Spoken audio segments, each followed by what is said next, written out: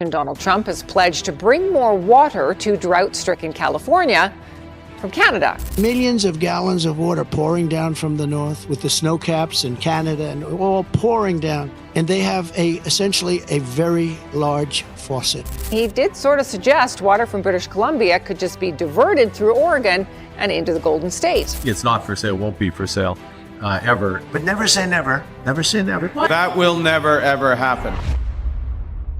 Right now, 40 million Americans wake up every morning and turn on their faucets without thinking twice. The water flows. It always has. But what they don't realize is that every single drop depends on a decision made in Ottawa, not Washington. The Great Lakes hold 21% of the world's surface freshwater. That's 6 quadrillion gallons, feeding cities like Chicago, Detroit, Cleveland, Milwaukee, and Buffalo. It powers $6 trillion in regional economic activity. It supports 51 million jobs. And half of it sits on Canadian territory. For generations, both countries operated under what you'd call a gentleman's agreement. 8 U.S. states and 2 Canadian provinces shared the lakes. Everyone took what they needed. Nobody questioned whether this was sustainable because the water seemed infinite. But that assumption just died. In 2001, Canada passed amendments to the International Boundary Waters Treaty Act prohibiting bulk water removal from boundary waters. Then in 2005, Ontario, Quebec, and all 8 Great Lakes states signed the Great Lakes St. Lawrence River Basin Sustainable Water Resources Agreement.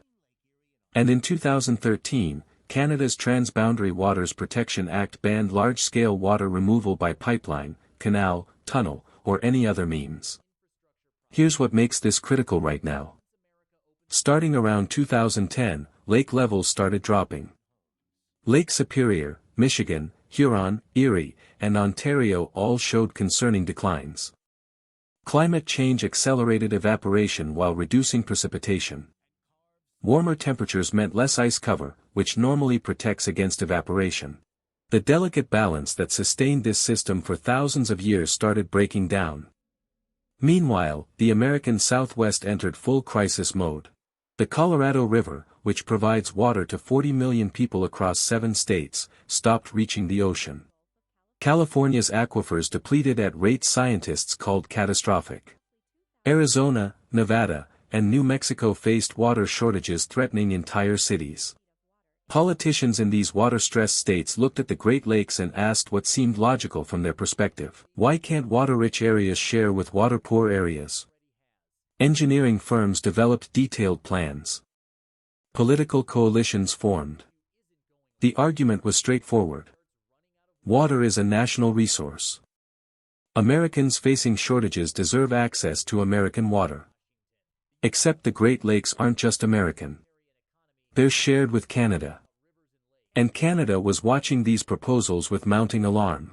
From Ottawa's perspective, American states were planning to drain a shared resource for purely American benefit while Canadian communities faced their own water security challenges.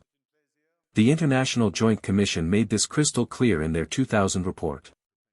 They called the Great Lakes a non-renewable resource because less than 1% of the lake's water is renewed annually by precipitation. They concluded the waters are fully allocated, meaning there is never a surplus. Once you go beyond that 1% renewable water, you're not turning on a tap. You're mining the water. And when President Trump started talking about a very large faucet in Canada that could save California, he revealed a fundamental misunderstanding of both geography and Canadian sovereignty. Here's the geographic reality that changes everything. Half the Great Lakes Basin sits on Canadian territory. The St. Lawrence Seaway, which connects the lakes to the Atlantic Ocean and moves 200 million tons of cargo annually, runs entirely through Canadian territory. Niagara Falls sits on the border with Canadian control over flow rates. Water that feeds American cities flows through Canadian soil. And Canada just made unmistakably clear that this water stays in Canada unless Canada agrees otherwise. The economic exposure is staggering. The Great Lakes region generates $6 trillion in GDP. That's more than Japan. It would be the 3rd largest economy in the world if it stood alone. Manufacturing across the Midwest uses Great Lakes water for everything from steel production to automotive manufacturing to food processing. Agriculture in the basin generates $9 billion annually in Canada alone. Nearly half the counties surrounding the lakes in the United States are used for agriculture. On the Canadian side, 25% of all farming is located within the Great Lakes Basin. Cities like Chicago draw their entire water supply from Lake Michigan. Detroit sits on the river connecting Lake Huron to Lake Erie. These aren't cities that can drill new wells or tap alternative aquifers. The Great Lakes are it. Steel mills in Indiana and Ohio require massive amounts of water for production processes that cannot be modified. Automotive plants throughout Michigan depend on water for manufacturing that forms the backbone of the American vehicle industry. Chemical facilities along Lake Erie use water in ways fundamental to their operations. None of these facilities can move. The capital investments are too large. The infrastructure is too fixed. If water access becomes restricted, these industries don't relocate. They contract or collapse. And here's what makes this different from any other resource dispute. Water isn't like oil or minerals or agricultural products. You cannot replace it with alternatives. You cannot import it from distant regions at any reasonable cost. You cannot synthesize it in factories. If access to the Great Lakes gets restricted, there is no plan B for the 40 million people who depend on that water. The United States military, the most powerful fighting force in human history, has absolutely zero ability to solve this problem through force. You cannot invade an ally over water disputes. You cannot bomb infrastructure that supplies your own cities.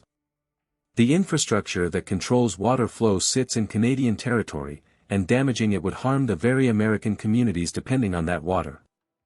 Economic sanctions risk Canadian restrictions on water that would devastate American industries far more than any tariff dispute.